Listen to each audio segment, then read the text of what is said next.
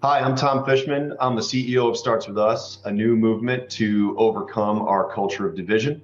Today, we're going to talk about the Facebook algorithm, how pop culture fandoms foreshadowed political tribalism, and how curiosity, compassion, and courage are going to save the world without us needing to add another verse to Kumbaya. Stay tuned. Welcome back to our delicious conversation with Tom Fishman. This is part two of our conversation. If you missed part one, go back and find it. It's really worth it. Tom is the CEO of Starts With Us. Tom spent 12 years building scalable businesses and audience in highly engaged communities. He worked with Facebook. He worked with MTV. He amassed a digital community of over 250 million fans globally. Now, that's important when you're looking at creating a movement. Today, he is the CEO of Starts With Us. As I said in part one, I'm honored to be a founding member of Starts With Us because I believe in what they're doing. So it's a community, it's a movement that is committed to overcoming America's bitter culture wars. And I want to say, even before we go any further, this is not an American thing. We saw it in Britain with Brexit. We're seeing it in Britain today with immigration. We're seeing it in France with Macron only just winning the election against a very far-right group. We're seeing it in Hungary. We're seeing it in many countries around the world, even in Australia.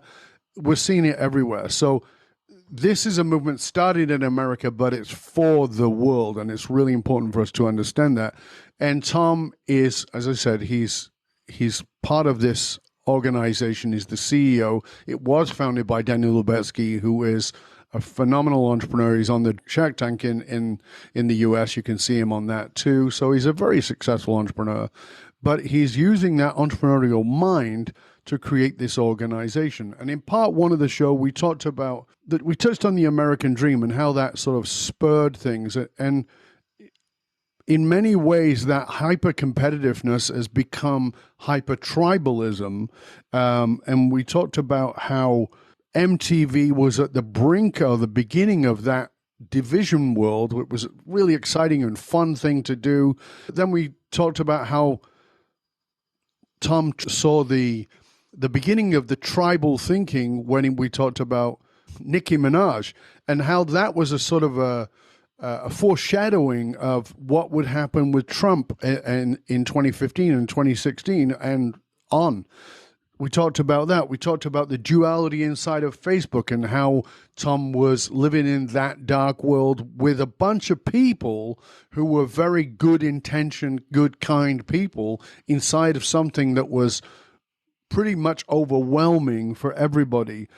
We talked about him going from that dark side and being pulled towards this thing, which is about achieving something that is in many ways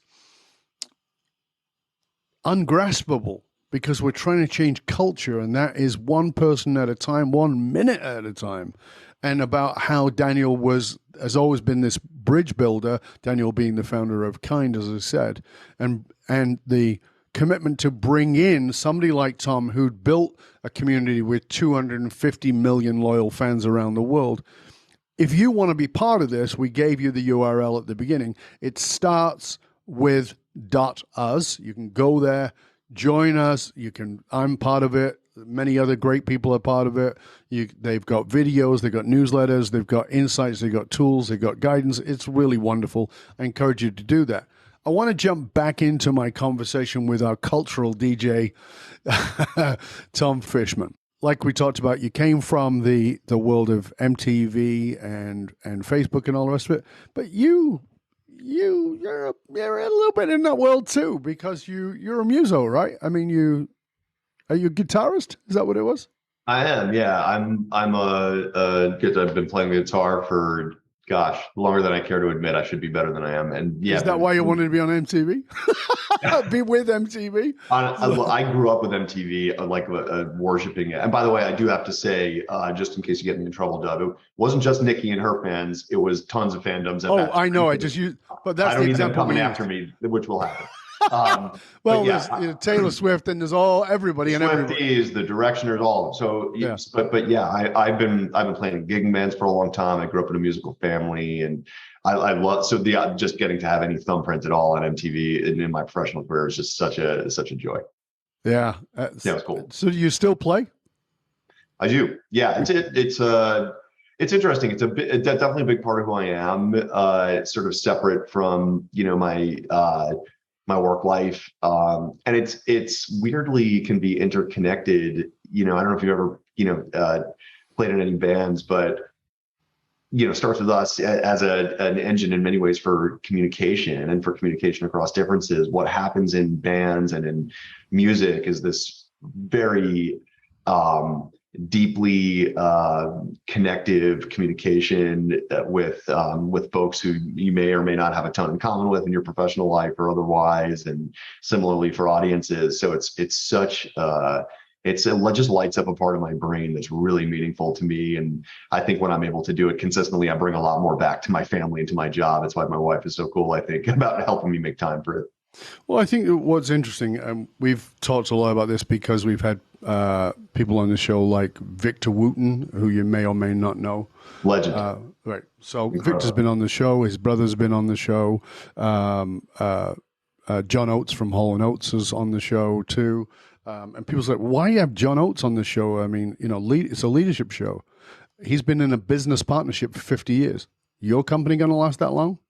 And so he's a wonderful person. But one of the things we talked about was that if you go to a concert, you have a presumptive idea of who the audience is. And then you get there, and yes, you're probably right as the majority. But there are these fringe people at every single concert who don't fit. I saw Bowie in his first Ziggy Stardust tour, and I went with my mate. So remember, I'm a Jewish kid, right, with long purple hair. My hair was dyed purple, right? Long purple hair. I'm a Jewish kid dressed in weird sort of Bowie outfit with my mate, Tom, right? And Tom is there with me, and Tom is a 6'3" skinhead with the bother boots, who's looking to kick Jews in the balls, and I'm a Jew, and he knows I'm a Jew.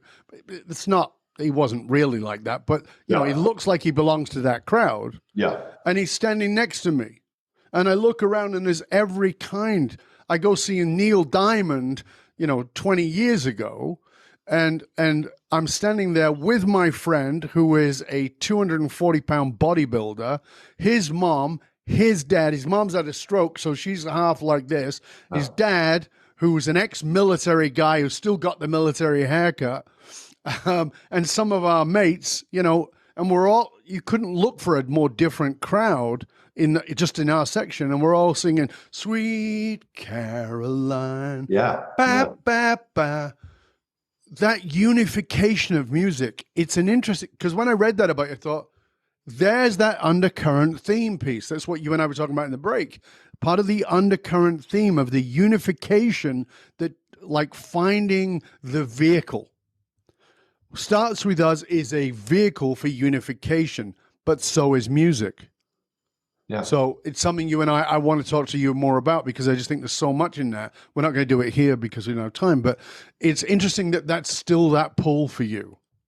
It is. It's fascinating. And you asked me in the first part of our discussion and challenged me in a great way about what gives me meaning. And I find myself now working through it a little bit in real time, as even unpacking that part of our discussion, as you talk about unification. I always attributed it to being a Libra, that I'm a mediator and a unifier and a people pleaser, but that's a big part of what a way that I think about my value in different situations is to bring people together, to find common ground, to find consensus, to find collaboration and cooperation. I don't know why they all start with C in addition to our 3 C's, but it's really interesting. I mean, music is fascinating because it's common ground, because you're there for a shared experience, and right. You can bring differences across views into something that is collectively valuable. And I think that one of the misconceptions about Starts With Us, and the thing that, we're to this day, we're we just launched in December, but we found early on, and even still, a misconception we find is that people think we're a kumbaya, meet in the middle. Don't be so, it's like we're blunting people's convictions when they're strongly held. And this is about the practicalities of progress and solving problems. We need people to hold those strongly held convictions, because the diversity of those beliefs and lived experiences is a feature and not a bug of our society, if we're able to sit with the discomfort of solving problems together and let the marketplace of ideas do what it can do when we are at our best. We are currently, I would argue, not at our best in terms of a societal or communal ability to allow that process to happen, in large part because of all these divisive forces. But just like music, getting people together to a common purpose of, in music, it's a little, more enjoyment and entertainment. But I think in the society is a shared project in the way that a band is, and you need to communicate across lines of difference to make it work. And I think that's a great analogy. If we think about culture as a rock band, right? If you look at some of the older rock bands, a lot of them don't get along. People don't know that. They don't get along, but they know that they make beautiful music together, and they put that, whatever their differences are, to the side.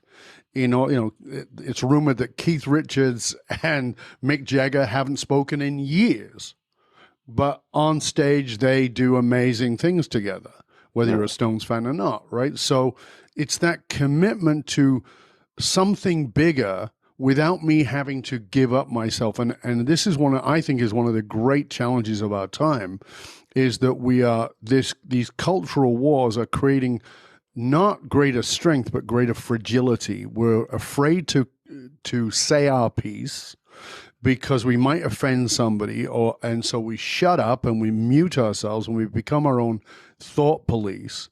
And as a result, I don't learn.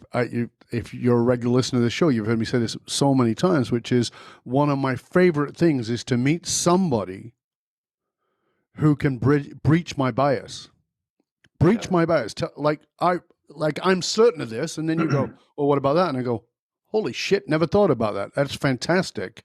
And that's what starts with us, is because if you go there and you look at even at the founding members, you'll go, "Well, that guy completely disagrees with that guy. She comes from a completely different place than he comes from, or she comes from a different place than she does."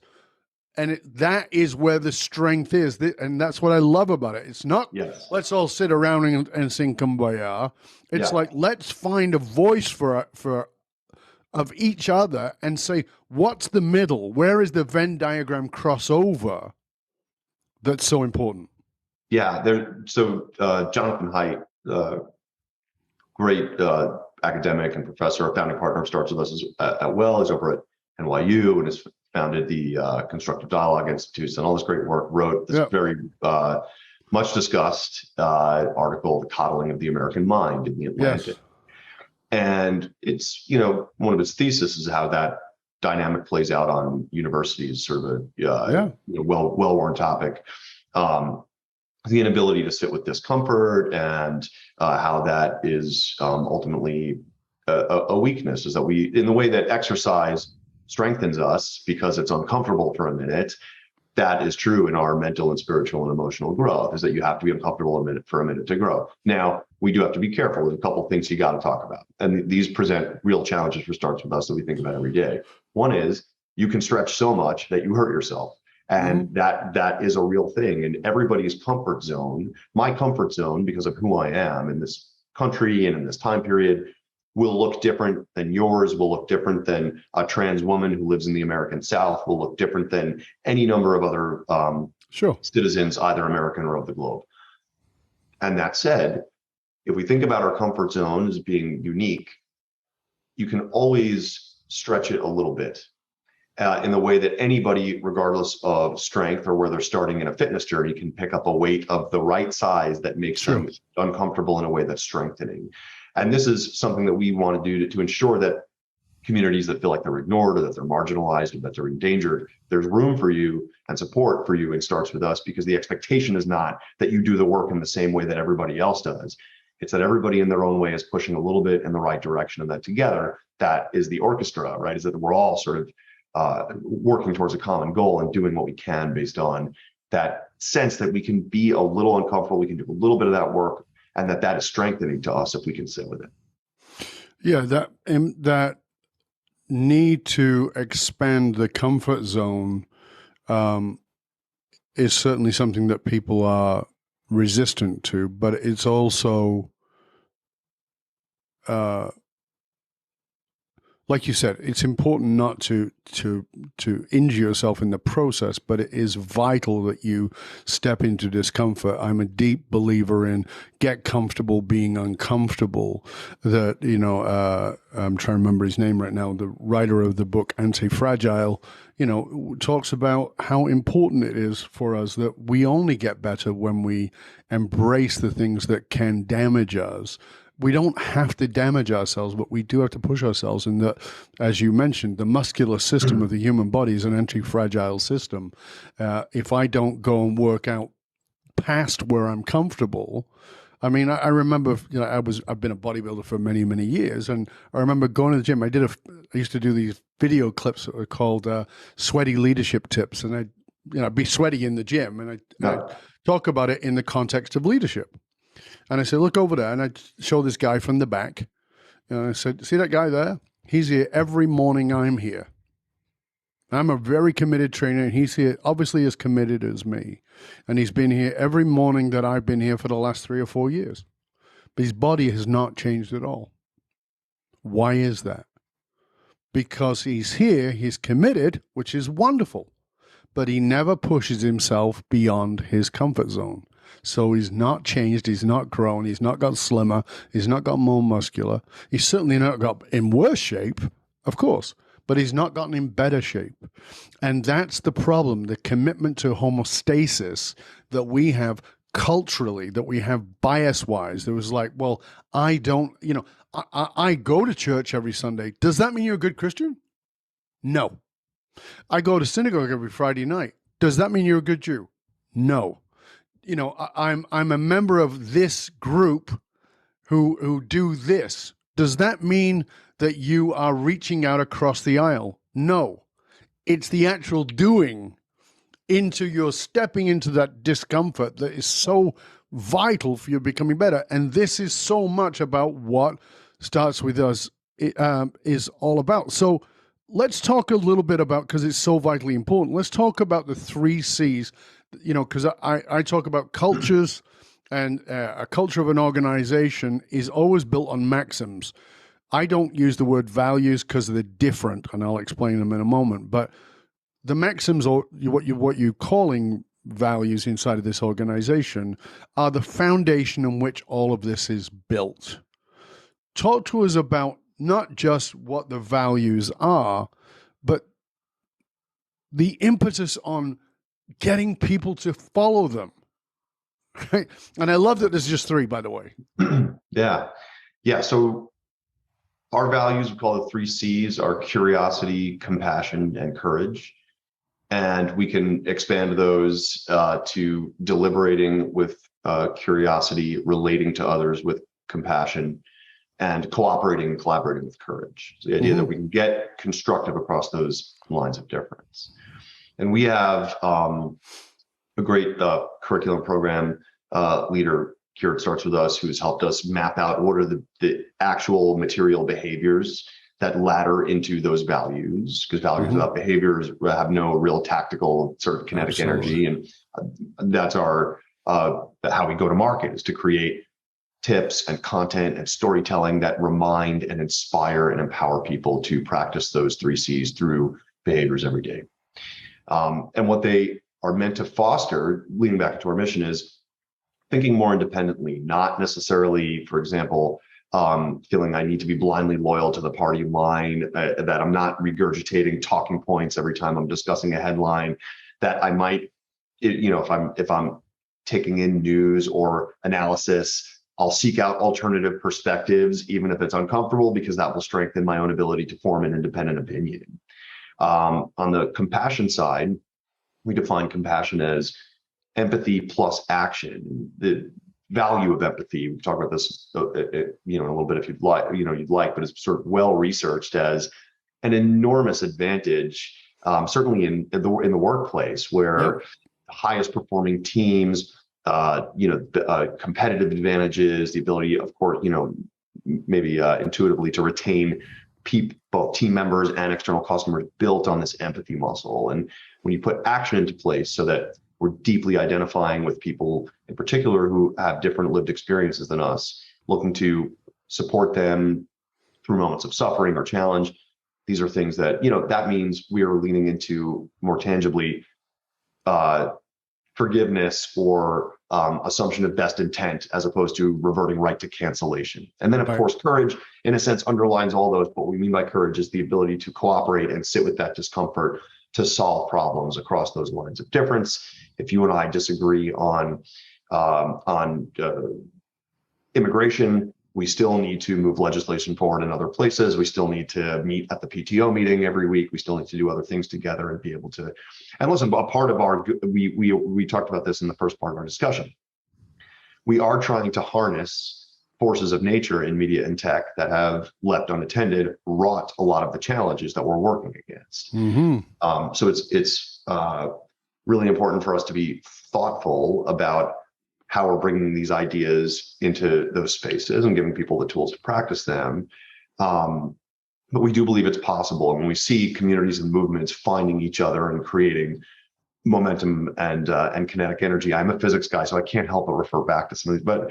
But yeah, this is sort of what we're looking to do, is take those values, create content that reminds people and inspires people to practice them, and flood the zone in a way that is really native to these platforms where they're spending so much time. But on the flip side, also make it very easy to retreat into comfort zones. So we know that that's always a tension, is you can always retreat back into your filter bubble and wave the flag of the correct opinion that your team has decided or tribe has decided is the correct opinion. So that's what we're trying to intervene and push back against by making those three values really accessible and really front of mind every day. I was reading recently about some research, and I don't remember the actual numbers, but it was quite shocking. And it was C-suite individuals were interviewed, asked about how important they thought it was for their organization to fight for a particular kind of equality. And then those same executives were asked privately and anonymously. And the number who said it was important inside of the room was double what it was in private. Yeah. So this need to toe the line is still there, right? And that, to me, is like that. That's not a. So people go, well, isn't that kind of like say something shitty about people? And I was like, no. What it says is that people are not free to tell the truth. If you give people room to say or feel the truth or tell their truth, they are actually more open to change. So it's one of the challenges we have with a cancel culture is if you don't make it safe for somebody to tell their truth, they will lie. They will lie.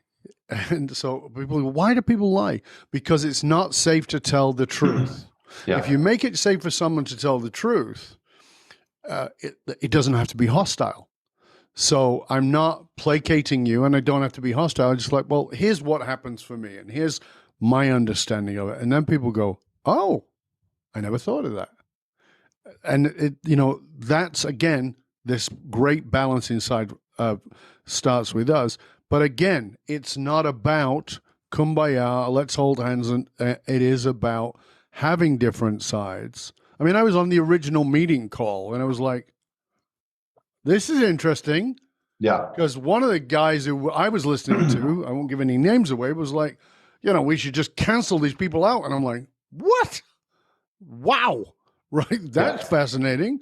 And my place was completely different. I said, my thing is like, but it was like, oh, now he started listening, and now we're into the 8th and 9th person. I'm like, I get it.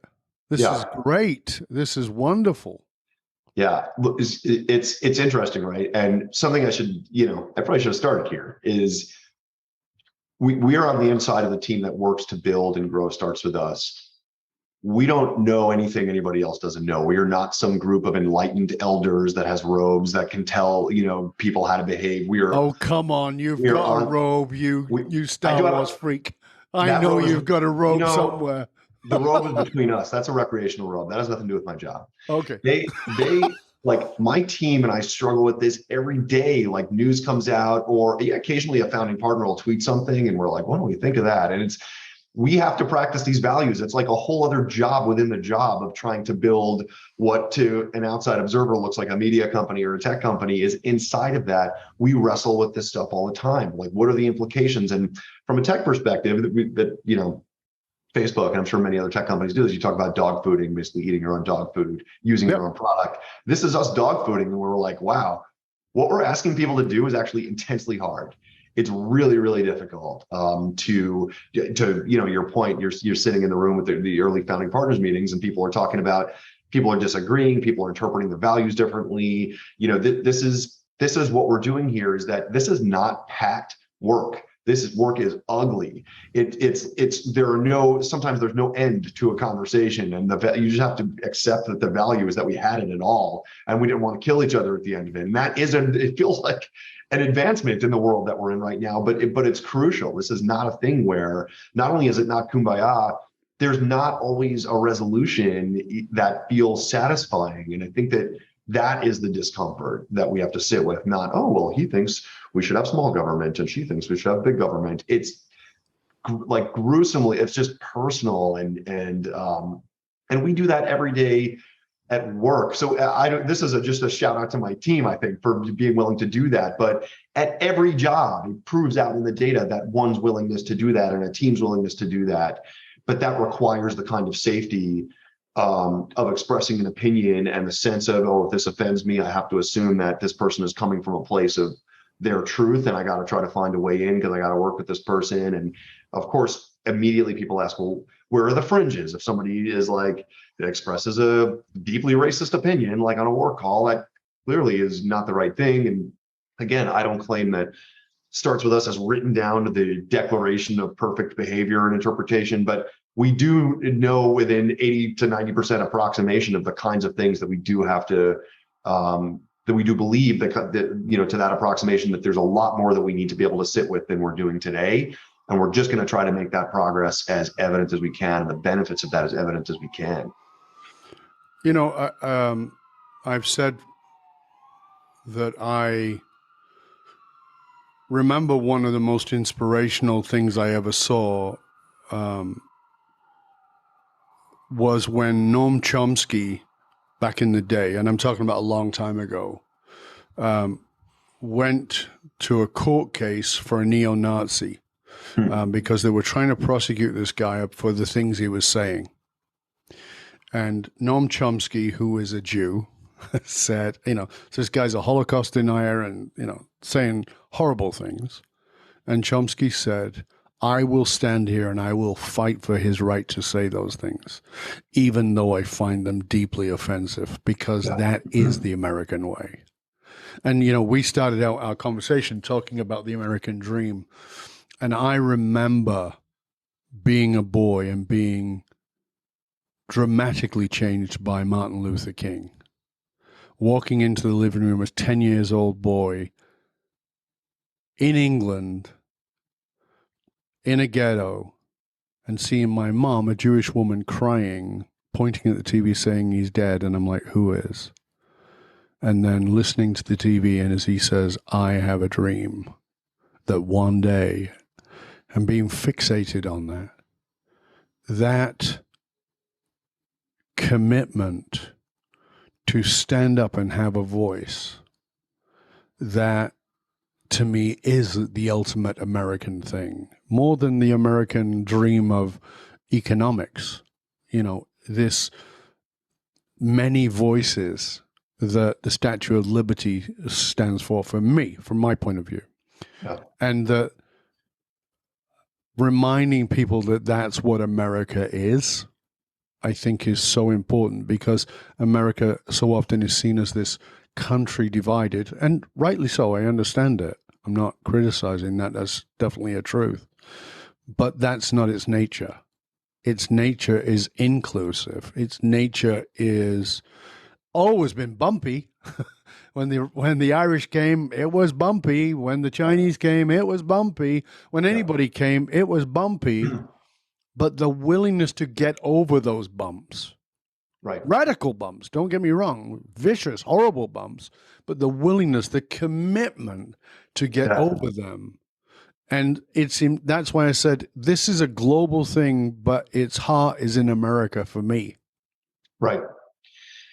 Yeah, it's the issues of racism and other kinds of discrimination and the way that they intersect and starts with us are incredibly challenging and incredibly interesting. So one of our Black team members, I'm a Adidako, fantastic team member.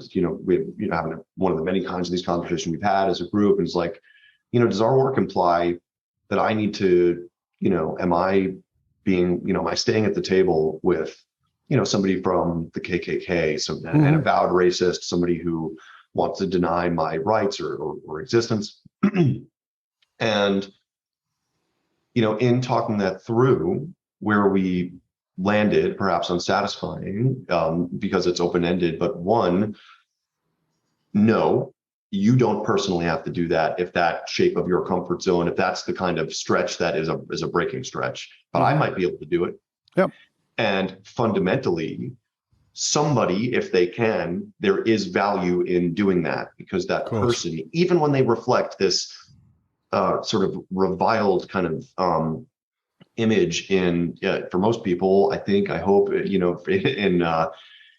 certainly in American society and beyond, it's just, oh, well, that is pure evil. That's beyond the pale. Like, that's a person who's chosen pure evil. But what starts with us, I think, is, what it is asking us to do is to assume that everyone is a complex person, that their lives and their backgrounds, even if they led them to this place that to us right now is presenting in this very ugly way, in this very dangerous way, potentially to certain communities, is that if they're addressable and reachable, not by every single person in the community, because not everyone can do it, right, comfort zone wise, but if some of that work is work I'll do, or some of that work is work someone else will do, based on the capacity that we have and the shape of our comfort zone accommodating that, but that it is fundamentally worth doing.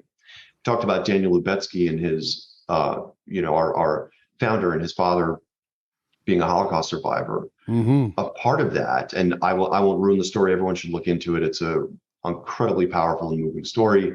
But Daniel's father survived because of a relationship that he formed in the Dachau camp with a Nazi, who, when push came to shove, let him go when many other people obviously suffered the ultimate fate there. So these are the deepest possible, and people go here all the time when it starts with us, when they're first introduced to it, is they say, well, do that mean I have to sit at the table with insert the worst possible kind of, their version of that? And whatever.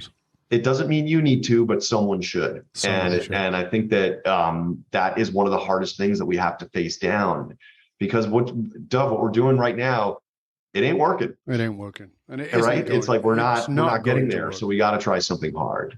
Yeah, I fully agree. We've got to do something that is difficult. Again, the words of JFK, we don't do it because it's easy. We do it because it's hard. That's the American way. And I think that's a great place for us to finish up.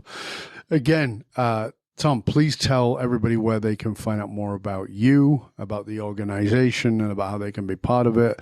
And of course, we'll make sure that all those links are posted in the show notes. Yeah. Again, the most important thing to me is that folks are out there practicing curiosity, compassion, and courage every day as daily habits.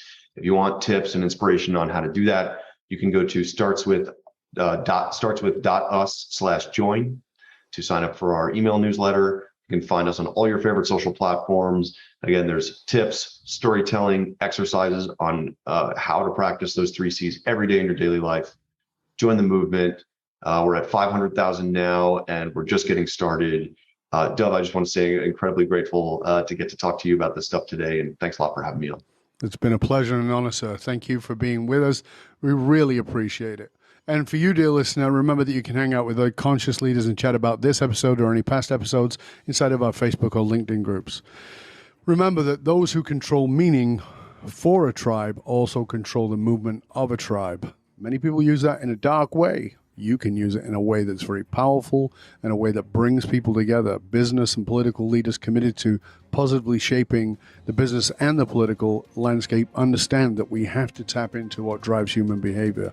You can tap into this groundbreaking understanding by applying the anatomy of meaning extracted from the emotional source code by just reaching out to me, Dov Baron.